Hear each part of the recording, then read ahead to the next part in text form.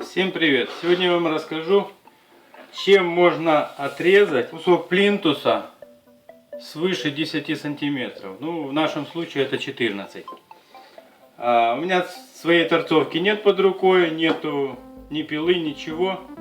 Есть один такой интересный прибор, называется мультитул. Ну, я им первый раз пользуюсь. Ну, интересная штука, я вам скажу даже так. У меня есть кусок добора, что тоже можно подложить. То, что можно, а нужно, потому что без него мы ровно не отрежем.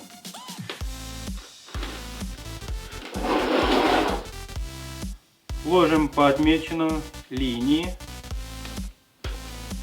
и режем.